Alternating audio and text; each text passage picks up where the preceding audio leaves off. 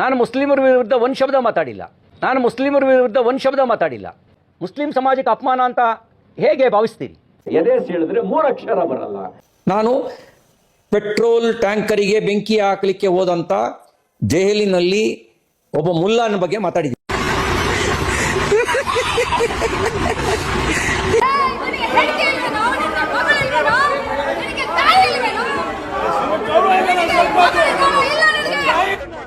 It amounts to criminal offense. T Ravi ಬಹಳ ಕೆಟ್ಟ ಪದ ಬಳಸಿದ್ದಾರೆ. ನಾನು ಅವರಿಗಂತೂ ಏನು ಹೇಳಿಲ್ಲ. ಜನ್ಮಕ್ಕೆ ಹೋಗೋ ಆ ರೀತಿ ಯಾವುದೇ ರೀತಿ ವ್ಯಕ್ತಿಗತವಾಗಿ ಅವ್ರ ಮೇಲೆ ಯಾವುದೇ ಅವ್ರು ಹೇಳೋ ರೀತಿ ಆರೋಪವನ್ನ ಮಾಡಿಲ್ಲ. ದೇವ್ರು ನಿನ್ಗೆ ಒಳ್ಳೇದ್ ಮಾಡ್ತದ. ಹೆದರಿ ರಾಜಕಾರಣ ಮಾಡೋ ನಾನಲ್ಲ, ಹೆದರುವ ಅವಶ್ಯಕತೆನೂ ಇಲ್ಲ.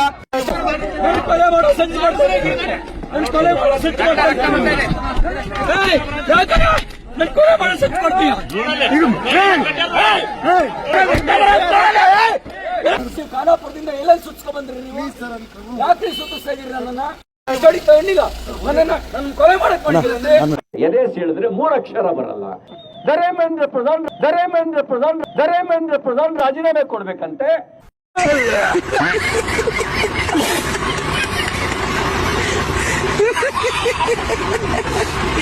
ಮುಲ್ಲಾನಿಗೂ ನೀಟ್ ಎಕ್ಸಾಮ್ಗೂ ಏನ್ ಸಂಬಂಧ? ಎದೆ ಸೀಳಿದ್ರೆ 3 ಅಕ್ಷರ ಬರಲ್ಲ. ಯಾವನೋ ಮುಲ್ಲ ಎದೆ ಸೀಳಿದ್ರೆ 3 ಅಕ್ಷರ ಬರಲ್ಲ. ಯಾರಿಗೆ ಹೇಳ್ತಿದ್ರಿ ಟಿ ರವಿ ಅವರೇ? ಸಾಕ್ಷರತೆಯ ಪ್ರಮಾಣ, literacy rate, recent available data ಏನ್ ಗೊತ್ತಾ? 2011 ಸೆನ್ಸಸ್ ಡೇಟಾ, ಕೇಂದ್ರ ಸರ್ಕಾರದ ವೆಬ್ಸೈಟ್ ಇಂದ ತೆಗೆದಿರೋ ಡೇಟಾ ಇದ್ ನಾನು. ಅದರಲ್ಲಿ ಹಿಂದೂಗಳ ಲಿಟ್ರಸಿ ರೇಟ್ 74.36%, ಮುಸಲ್ಮಾನರ ಲಿಟ್ರಸಿ ರೇಟ್ 78.89%. ನಿಮ್ಮಿಂದ 4.25% ಜಾಸ್ತಿ ಇದೀವಿ ನಾವು. ಯಾರಿಗೆ ಹೇಳ್ತಿದ್ರೆ ಎದೆ ಹೇಳಿದ್ರೆ 3 ಅಕ್ಷರ ಇಲ್ಲ ಅಂತ ಹೇಳ್ಬಿಟ್ಟು. ಇದೇ ಬೆಂಗಳೂರು ನಗರದಲ್ಲಿ ಡೈರಿ ಸರ್ಕಲ್ ಪಕ್ಕದಲ್ಲಿ ಹೊಸೂರು ರೋಡ್ ಮೇಲೆ ಕಿದ್ವಾಯ್ ಹಾಸ್ಪಿಟಲ್ ಇದೆ ಅಲ್ಲ, ಕಿದ್ವಾಯ್ ಇನ್ಸ್ಟಿಟ್ಯೂಟ್ ಆಫ್ ಆನ್ಕಾಲಜಿ ಅಂತ. ಆ ಕಿದ್ವಾಯ್ ಯಾರು? ನಿಮ್ ಚಿಕ್ಕಪ್ಪನ ಇಲ್ಲ ನಿಮ್ ದೊಡ್ಡಪ್ಪನ? 1973 ಅಲ್ಲಿ ಆ ಪುಣ್ಯಾತ್ಮ ಈ ಕ್ಯಾನ್ಸರ್ ರೋಗಿಗಳಿಗೋಸ್ಕರ ಅಂತ ಹೇಳ್ಬಿಟ್ಟು ಅವರು ಕೊಟ್ಟ ದೇಣಿಗೆ ಆ ಜಮೀನು. ಅದ್ರ ಜೊತೆ 1 ಲಕ್ಷ ರೂಪಾಯಿ ಕೊಟ್ರು. Radiotherapy machines, cancer machines, equipments ಎಲ್ಲಾ ತಗೊಂಡು ಒಂದು ಆಸ್ಪತ್ರೆ ಓಪನ್ ಆಗ್ಲಿ ಕ್ಯಾನ್ಸರ್ದು ಅಂತ ಹೇಳ್ಬಿಟ್ಟು. ಇವತ್ತಿನ ತಾರೀಕಿಗೂ 1800 ಜನ ಪ್ರತಿದಿನ ಔಟ್ ಪೇಷಂಟ್ ಡಿಪಾರ್ಟ್ಮೆಂಟ್ ಅಲ್ಲಿ ಟ್ರೀಟ್ಮೆಂಟ್ ತಗೊಳ್ತಿದ್ದಾರೆ. ವರ್ಷಕ್ಕೆ 7 ಲಕ್ಷ ಜನ ಕ್ಯಾನ್ಸರ್ ಟ್ರೀಟ್ಮೆಂಟ್ ಪಡಿತಿದ್ದಾರೆ. ಆ ಹಾಸ್ಪಿಟಲ್ ಕೊಟ್ಟದ್ದು ಒಬ್ಬ ಮುಸಲ್ಮಾನ. ಭಾರತ ದೇಶದ 100 leading pharmaceutical and health care companies ಗಳ ಲಿಸ್ಟ್ ಎತ್ಬಿಟ್ಟು ನೋಡಿ, ಅದರಲ್ಲಿ 56 ಕಂಪನಿಗಳ ಮಾಲೀಕರು ಮುಸಲ್ಮಾನರಾಗಿರ್ತಾರೆ. ಸಿಪ್ಲಾ ಒಂದು ದೊಡ್ಡ ಫಾರ್ಮಾಸ್ಯೂಟಿಕಲ್ ಕಂಪನಿ, 170 ದೇಶಗಳಿಗೆ ಅವರ ಮೆಡಿಸಿನ್ಸ್ ಎಕ್ಸ್ಪೋರ್ಟ್ ಆಗುತ್ತೆ. 28,163 ಕೋಟಿ ರೂಪಾಯಿ ಅವರ ಆನ್ಯುವಲ್ ಟರ್ನ್ ಓವರ್. ಅದ್ಯಾರ್ದು? ಒಬ್ಬ ಮುಸಲ್ಮಾನಂದು. ನೀವು ತುಮಕೂರಲ್ಲಿ ಆಕ್ಸಿಡೆಂಟ್ ಮಾಡ್ಬಿಟ್ಟು ಸುಮ್ನೆ ಡೌ ಮಾಡಿದ್ರಲ್ಲ, ಹಿಂಗೆ ಹಾರ್ಟ್ ಏಟು, ನಿಮ್ಗೆ ಏನೋ ಹಾರ್ಟ್ ಅಟ್ಯಾಕ್ ಆಗ್ಬಿಟ್ಟಿದೆ, ಎದೆ ನೋವ್ತಾ ಇದೆ ಅಂತ ಓಡೋಗಿ ಅಡ್ಮಿಟ್ ಆದ್ರಲ್ಲ ವೋಕಾರ್ಡ್ ಹಾಸ್ಪಿಟ್ಲು. ಆ ಹಾಸ್ಪಿಟ್ಲಿನ ಮಾಲೀಕ ಮುಸಲ್ಮಾನ ಆಗಿರ್ತಾನೆ. ಹಾಬಿಲ್ ಖುರಾಕ್ವಾಲಾ ವೋಕಾರ್ಡ್ ಹಾಸ್ಪಿಟಲ್ಗಳ ಓನರ್. ಅವನ ವಾರ್ಷಿಕ ಟರ್ನ್ ಓವರ್ 3,380 ಕೋಟಿ ರೂಪಾಯಿ. ಹಮ್ದರ್ದ್ ಪ್ರಪಂಚದಲ್ಲೇ ಅತಿ ದೊಡ್ಡ ಯುನಾನಿ ಮೆಡಿಸಿನ್ ಕಂಪನಿ. 75 ದೇಶಗಳಿಗೆ ಅವರು ತಯಾರಿಸುವ ಔಷಧಿಗಳು ಭಾರತ ದೇಶದಿಂದ ಎಕ್ಸ್ಪೋರ್ಟ್ ಆಗ್ತವೆ. ಅದರ ಓನರ್ ಹಕೀಮ್ ಅಬ್ದುಲ್ ಹಮೀದ್, ಮುಸಲ್ಮಾನ. ಆಸ್ಟರ್ ಡಿಎಂ ಹೆಲ್ತ್ ಕೇರ್ 68,000 ಕೋಟಿ ರೂಪಾಯಿ ಮೌಲ್ಯದ ಒಂದು ದೊಡ್ಡ health care company Aster DM health care.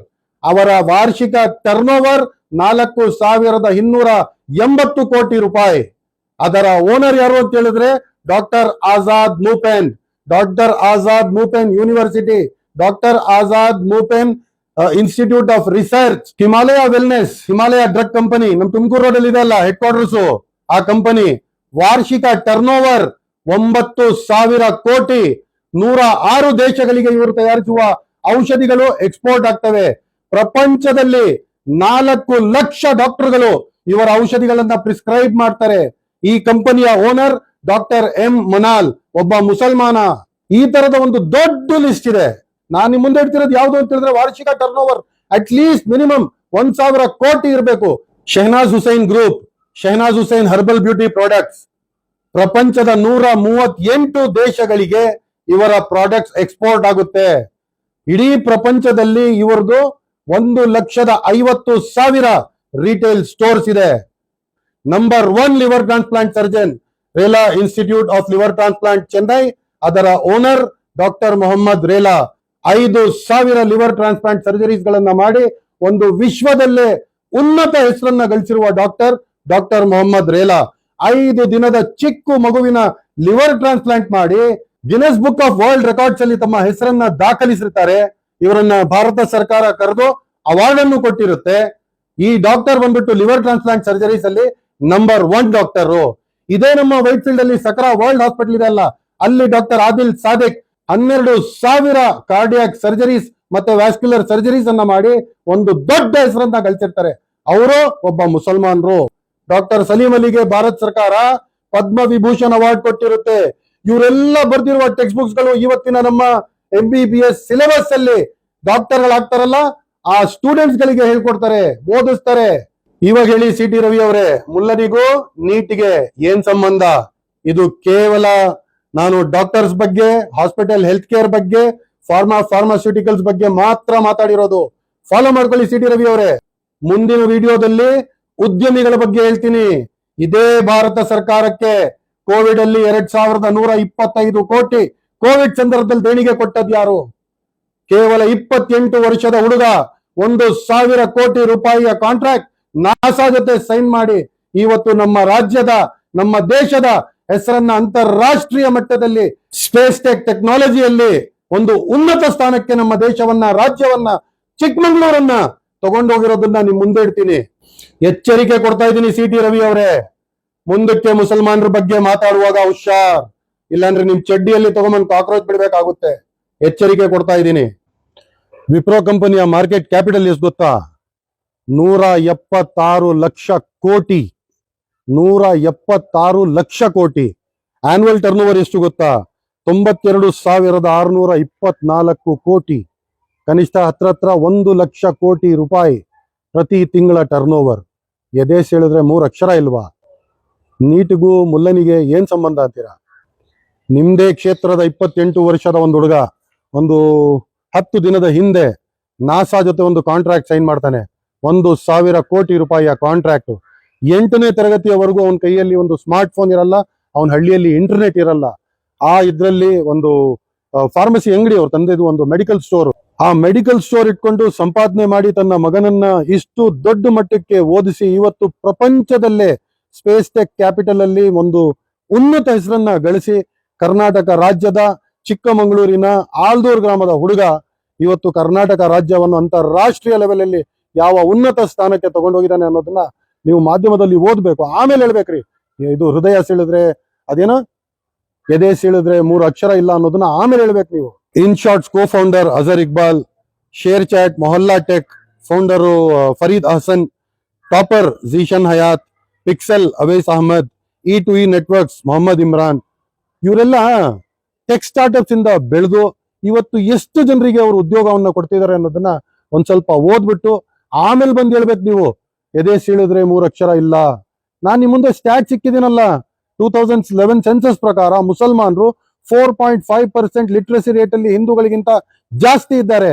ಮತ್ತೆ ಯಾವ ಆಧಾರದ ಮೇಲೆ ಹೇಳ್ತೀರಾ? ನೀವು BA MA ಏನೋ ಓದಿದಿರಲ್ಲ, ಓದ್ಬಿಟ್ಟು ನಿಮ್ಮ ಹೆಸರನ್ನು ಡಾಕ್ಟರ್ CT ರವಿ ಅಲ್ವಾ? ಡಾಕ್ಟರ್ ಅಂದ್ರೆ ಇಂಜೆಕ್ಷನ್ ಕೊಡೋ ಡಾಕ್ಟರ್ ಅಲ್ಲ. ನೀವು ಯಾವ ಡಾಕ್ಟರ್ ಅಂತ ಎಲ್ರಿಗೂ ಗೊತ್ತು. ಬಟ್ ಜನರಲಿ ಹೇಳ್ತಾ ಇದ್ದೀನಿ, ನೀವು ಓದ್ಬಿಟ್ಟು ನೋಡಿ ಏನಿದೆ ಫ್ಯಾಕ್ಟ್ಸ್ ಅದ್ರ ಬಗ್ಗೆ ಹೇಳ್ಬೇಕು. ಸುಮ್ನೆ ಜನರ ತಲೆ ಮೇಲೆ ಗೂಬೆ ಕೂರಿಸೋ ಹಾಗೆ ನೀವು ಬಂದ್ಬಿಟ್ಟು ವಾಟ್ಸ್ಆಪ್ ಅಲ್ಲಿ ನೋಡ್ಕೊಂಡು ಅದೆಲ್ಲ ನಿಮ್ ಶಾಖೆಯಲ್ಲಿ ಹೇಳ್ಕೊಟ್ಟದನ್ನ ಇಲ್ಲಿ ಬಂದ್ಬಿಟ್ಟು ಎದೆ ಹೇಳಿದ್ರೆ 3 ಅಕ್ಷರ ಇಲ್ಲ, ಅದೇನ್ ಬಿಲ್ಡಪ್ ಕೊಡಕ್ಕ ನೀವು ಮಾಡ್ತಿರೋದು? ಇದು ಮಾಡಿ ಮಾಡಿ ಮಾಡಿ ನಿಮ್ಮ ಕ್ಷೇತ್ರ ಜನ ನಿಮ್ ಮಕ್ಕದ ಮೇಲೆ ಉಗಿದ್ಬಿಟ್ಟು ನಿಮಗ್ ಮನೆ ಕಳ್ಸಿದ್ರಲ್ಲ, ಇನ್ನ ಬುದ್ಧಿ ಬಂದಿಲ್ವಾ? ಇದೇ ಮಾಡ್ಕೊಂಡು ಕೂತಿರ್ತೀರಾ? ಮೊನ್ನೆ ಅಷ್ಟೇ ಅವರು ವಿಜೇಂದ್ರ ಅವರು ಒಂದು ಪಿಂಪ್ ಅನ್ನ ಹೊಗಳಿದಕ್ಕೆ ಬೊಮ್ಮೆಯವರು ತಲೆ ಬಗ್ಗದವ್ರು ತಲೆನೇ ಎತ್ತಲಿಲ್ಲ. ಯಾಕೆಂದ್ರೆ ಅವ್ರು ಚೆನ್ನಾಗಿ ಗೊತ್ತು 38 ನಿಮ್ಮ MLAಗಳು ಎಲೆಕ್ಷನ್ ವಿನ್ ಆಗಿಲ್ಲ, 13 ಜನ ಮಿನಿಸ್ಟರ್ಸ್ ಸೀಟ್ ಕಳ್ಕೋಬೇಕಾಗಿತ್ತು. ಇದೇ ಮಾಡಿ ಮಾಡಿ ಇವತ್ತಿಗೂ ಇದೇ ಮಾಡ್ತೀರಾ?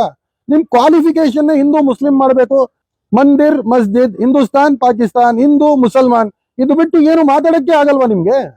ರಾಜಕಾರಣ ಮಾಡ್ರಿ, ಬೇಡ ಅನ್ನಲ್ಲ, ಈ ನೀಚ ರಾಜಕಾರಣ ಮಾಡ್ಬೇಡಿ. ಇದ್ರಿಂದ ಏನು ಸಿಗಲ್ಲ ನಿಮ್ಗೆ, ಯಾರು ಒಪ್ಪಲ್ಲ ನಿಮ್ಮನ್ನ. ಇನ್ಮೇಲೆ ಜನ ಜಾಗೃತರಾಗಿದ್ದಾರೆ. ರಾಜ್ಯದ ಜನತೆಗೆ ತುಂಬಾ ಚೆನ್ನಾಗಿ ಅರ್ಥ ಆಗ್ತಿದೆ ಈ ನೀವು ಮಾಡ್ತಿರೋ ನೀಚ ರಾಜಕಾರಣಕ್ಕೆ. ನಿಮಗ್ ಹಿಂದೇನು ಬೆಂಬಲ ಸಿಗ್ಲಿಲ್ಲ, ಮುಂದೇನು ಸಿಗೋದಿಲ್ಲ ಅಂತ ಹೇಳಕ್ ಇಷ್ಟಪಡ್ತೀನಿ. ರಾಜಕಾರಣ ಮಾಡ್ತಿದ್ರಿ ಮಾಡ್ರಿ, ಯಾರು ಬೇಡ ಅಂದವ್ರು. ಇದರಿಂದ ಜನ ನಿಮ್ಗೆ ಓಟ್ ಕೊಡ್ತಾರೆ ಅಂತ ತಿಳ್ಕೊಂಡಿದ್ದೀರಾ? ಸೇರಿಸೋದು ಇಲ್ಲ ಜನ, ನೋಡ್ತಾ ಇರಿ.